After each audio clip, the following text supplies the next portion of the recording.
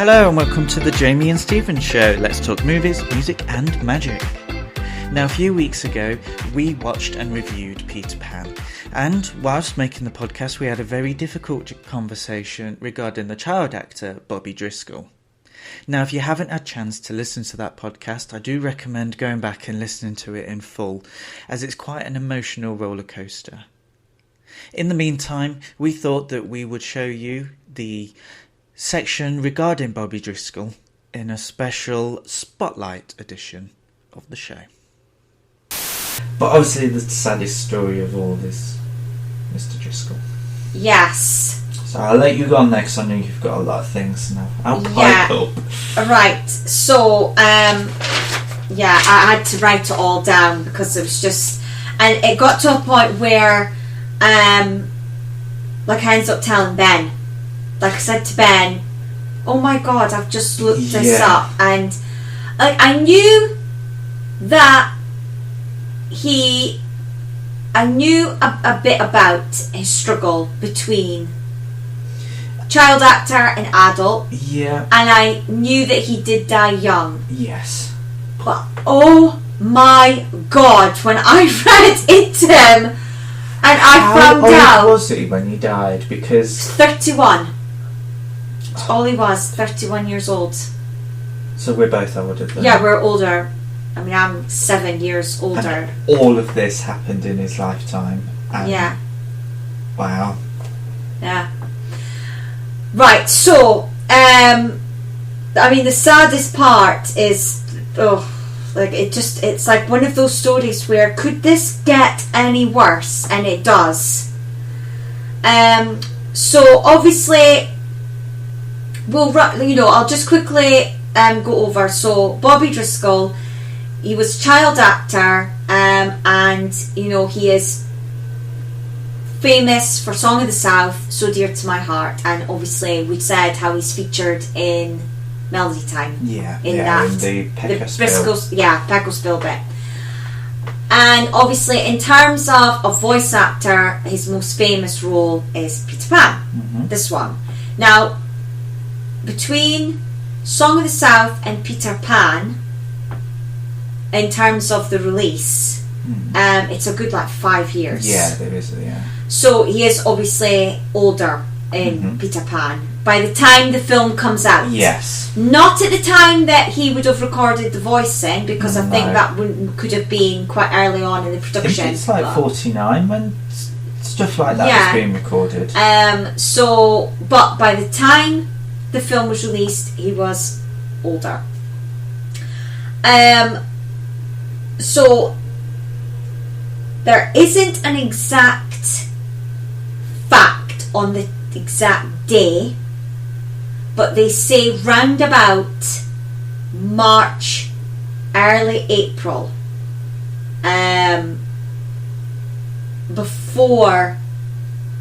after, was it the following, was it before or after Peter Pan? I think it was before the release of Peter Pan. Yeah. So it was March, early April, before Peter Pan was released in the summer. He was told that he was no longer needed by the Walt Disney Company. When he tried to see Disney himself, Disney was too busy. And it was his secretary had informed him that he was no longer needed, and apparently he broke down crying and was escorted off property. Now you see, at this point, so just for a bit of back I'm going to correct myself. I think this was after Peter Pan. Yeah, so I think it was the following year. Yeah. Because they needed them to promote the film.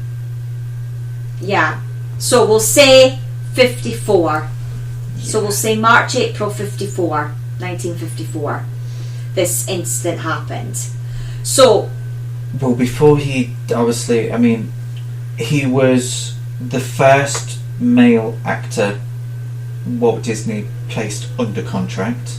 Yeah, it was a 7-year contract. Yeah, he was one of the first two, so Luana Patton, who was in. It was the Melody girl, Time. yeah. So she was the first actress. He was obviously voicing, like I mentioned, the Goofy Junior in the shorts. He was not only the voice but the close-up model for Peter Pan. A choreographer that worked with him was the like movement of Peter Pan and his flying and things like that. And he was basically, his dad was working with asbestos and he was told to move to California, so the parents decided to put him into to acting school. He was picked up, he was rented out to other studios to do work. He did work for RKO and others, and then Disney had a contract, extended a contract, and then one of the reasons, basically, when he was doing publicity for Peter Pan, he had to apply heavy makeup, and it's because he had severe acne. Yeah, awful. And that was the final reason. Yeah, I mean, his contract was ended 3 years early. Yeah. But he never knew until this March-April period, because they needed him to do the publicity for Peter Pan. So when obviously he wasn't contacted for more work, he'd then gone to see what was going on and what was his next project, and eventually he was, dismissed and told that he was no longer needed by that secretary. It gets worse. Oh yeah. I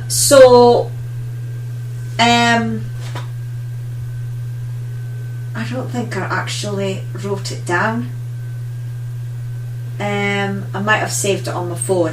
So I know when he left Disney, should we say, he was moved from the acting school to a public school, and there he was bullied because of the film roles that he did, and it was there when he started using drugs. Yeah, that was the thing. I'd gotten it written. I read that he was 17 years old when he first took heroin. Yeah, and I was going to say heroin was, and the reason why it was heroin is because he had the money. Yeah. And then he met someone. Yeah. Got married. Eloped. Where did they elope? I don't know where they eloped to, but I know they eloped. Oh, so it wasn't like married in front of family? His parents did not want them to get married. Oh, well, yeah, because they weren't like really young. Yeah. And then they ran away, got married, but they did have a ceremony the following year. Okay. But yes. Yeah, so. And they had children. 3 kids. Yeah. And then he tried to get. Was it he tried to go on Broadway or something? He tried to get theatre work. That bit. I know that he tried to go. I know he was trying to get work, and work dried up because the marriage was very, very short. It was just long enough to have those 3 kids, and then he was such a drug user. Yeah. That he wasn't allowed to see his children afterwards. Well. Yeah. Yeah. I mean, at least she had her head screwed on. But yeah, and it gets worse, people. It gets worse. So he managed to get a tiny part in a film, didn't he? Yeah, he was doing tiny bit parts, and I think he was doing. I know right towards the end he was doing parts in like American syndicated programs. But I can't remember like the timeline of that. But basically, after Disney, his work was non-existent. It just kept getting less and less and less. Yeah. Sorry, because I want to get this last bit correct. I can't believe I didn't write it down. I really thought I'd written it down. Anyway, let me try and find it. So I know about, he was obviously, well, he was arrested. Yeah. He was arrested for like a GBH charge, so it was a drug induced, and he hit someone with a pistol. But those charges were dropped. And then he was arrested again for drug use, and I think it was public disturbance, or there was multiple different things, but he actually went to prison for a year. And it's when he was released from prison. Yeah, right, this is where I've got into. So yeah, he tried to revive his career when his parole expired in 1964, and he travelled to New York, only to learn that his reputation... So 10 years after Peter Pan. Yeah, so we're now 10 years after Peter Pan, and yeah, he'd attempted New York, but his reputation followed him basically, and no one would hire him. And then, after a final appearance in Pero Helzer's underground short Dirt in 1965, it was in a short art period at Andy Warhol's so-called factory. So he was an artist, and he did collages and artwork. Yeah, and actually he was quite good at it, and that could have been his avenue. If he had stayed away from the drugs. If he'd have stayed away from the drugs. So he could have gone down that road. He could have gone down that route. He had an exhibition decades later. After death. After death. I think it was in the 2000s. Oh, really? So who would have had his work? His children? I'm not sure. I know it was just, he had an art exhibition where some of his collages and work on cardboard was... presented, so he could have done that. Basically, that was his route. Oh, but then we're talking about the 60s in the art world. Drugs are going to be there. There's no way that he's going to be able to escape that if he wanted to and still be an artist. So his get out is also helping towards his downfall. So after that thing he did with Andy Warhol, he disappeared into the underground and had no money whatsoever. Nobody knows what exactly he was doing before he died. And on March 30th, 1968, 2 playing children found his dead body in an abandoned East Village tenement. Believed, this is the saddest part, believed to be an unclaimed and homeless person. He was found in a cot.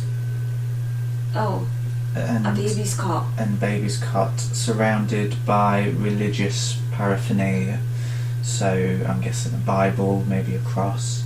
Okay. But yes, do carry on. Believed to be an unclaimed and homeless person. He was buried in an unmarked pauper's grave on Hart Island, where he remains. It was actually Disney that helped find him. So his mum contacted Disney to say, I haven't heard from him. I'm struggling, I can't find anyone, is there anything you can do to help? When I say Disney, I mean the company. Right. And because he would have been dead. Yeah, he would have died. And they managed to track down with fingerprints, and the fingerprints of this pauper who was in a pauper's grave matched. And yes, his body does remain there, but his tombstone is it epigraph, whatever that's called, his name is written on his father's tombstone. Oh right, okay. So this is something like 2 years after his death. Mm-hmm. So 1970. Yeah. So it really is. When I was reading it, I just didn't know who to care about. Yeah. because he was literally, yes, okay, he was doing drugs, and he ran away, and he got married, and obviously that marriage ended, and he couldn't work. But did he deserve dying at the age of 31 in a baby's cot? I think it was even in a junkyard, like a city dump kind of thing. No, I don't know. All I know is it's for something that it's the boy who never grew up. Oh, I just think there's something, yeah. It's so dark. It's very, very sad. It's, you know, one of the many disturbing stories out of Hollywood, I think. There's so many of them, and this would be right up there for me. And it's the dark side of that profession, I think. I'm not saying that it's the reason he became a drug addict and it's Hollywood's fault that he was a drug addict, but it just showed that, you know, I mean, I know they're trying to do better now, and there are a lot of things in place now for younger actors that weren't there 10 years ago. Yeah. Never mind 80 years ago. But, you know, we've heard stories of how Judy Garland was treated when she was a child actor at that time, how Shirley Temple was treated, even the likes of Marilyn Monroe, you know, as an adult. So it's not a surprise for that era. I do think that the reason that Disney wouldn't talk to him, even though it was Disney that was like, I want him in my films, it was Disney that was like, yep, I want to sign him off. It was Disney that put him into bit parts until it got to the point where he was the voice of Peter Pan in Song of the South and whatnot. And then for Disney not even to come to the phone. Yeah. But also we saw something similar in Snow White, where the voice of Snow White wasn't even invited to the premiere. No. So again, we spoke about of the time what we know is wrong about the depiction of Native Americans. We're also talking about what is wrong with Hollywood and the way it treats younger people. And I actually think that although we look at Walt Disney being this magical person, I think his attitude to his child stars was probably not what the Disney company would like us to think it is. No. And, you know, luckily, thanks to the internet, you know, we're able to find these things out now and read about them. Yeah. And they can't be hidden. No. And unfortunately, it is probably one of the negative sides to the company. Yeah. And its history and of Walt Disney as a person, because he literally, to me, the way that Bobby Driscoll was treated was like you would treat a washing machine that has done to 11 years of washing, and you've decided to upgrade or get a new one. She's only saying this because she's I've literally just done that. But the plug sponsored by Chris. No kindness, no respect, no appreciation that, you know, this actor was in, you know, several of his projects, and Peter Pan has made money. Yeah, consistently as well. Like, it's... And all because he grew up. Yeah. And was no longer looking a cute little boy anymore, and he was finally becoming a man. Yeah. That all of a sudden, he was just thrown out. Like an old rug, or an old chair, or old bedding, or a broken washing machine. And what's really annoying is because he was Jim Hawkins in Treasure Island. Yeah. And looking at that period of Disney and the kind of live action films that followed that, there was absolutely no reason for it. No. The Swiss Family Robinson, there's a role for him in that. Yeah. There's roles in, like, the absent-minded professor, even if it was bit parts. Or kept him as a voice actor. Or kept him. If he wasn't happy with how he looked, he could have just kept him as a voice actor. Especially when you look at the films that come up where you've got Dalmatians. Yeah. You've got... Aristocats. Yeah, or... Jungle Book, he could have played Mowgli. Yeah. Sword in the Stone. Yeah, he could have played Arthur. He could have played... Just because when we get to those films, like, those voices weren't exactly memorable. No. But do you know what? He could have been synonymous with that era of Disney as well. Yeah. Just, it's... He went down a dark path. And... I mean, unless it was because Disney found out about his drug taking. It was before he took drugs after he was let go from Disney. Because it was while he was being bullied at school. Right, okay. So, and he was bullied at school because of his acne. Because he'd been Peter Pan. He'd been in films and things. Oh, right, okay. And because Disney dropped him, he had to move school. Right. So it's so sad. It's a combination of a lot of things, and I think it's just a shame that for a film about not growing up, I know. And the fact that he never grew up. I mean, well, the fact is, Mum and Dad weren't there. They were in a completely different state. Yeah. And he didn't have anyone looking after him. I mean, the thing is, it's not even that... I don't know who is to blame in this situation, because you could blame him, you could blame his parents, you could blame Disney, you could blame Hollywood, you could blame the bullies, you could blame people taking drugs, giving him drugs. There's so many people you could blame, and I don't think anyone in this situation is blameless, but I don't think anyone holds the majority of the blame, but I do think his pain started. It's over lots of different things. But I do think the initiation of that was when he was let go from the studio and didn't find work. Yeah. And if the reason is things like because he had a spotty face. It's awful. Yeah. Awful. Don't forget, we're reviewing every single Disney animated classic, from the beginning, Snow White, all the way up until the latest release.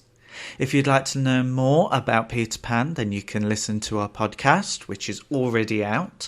Or if you have a favourite Disney film, you can check those out in due time. Don't forget to join us on Threads and Instagram at The Jamie and Stevens Show. You can also drop us an email, thejamieandstevenshow@outlook.com. Like, rate, subscribe and review. And until next time, it's goodbye.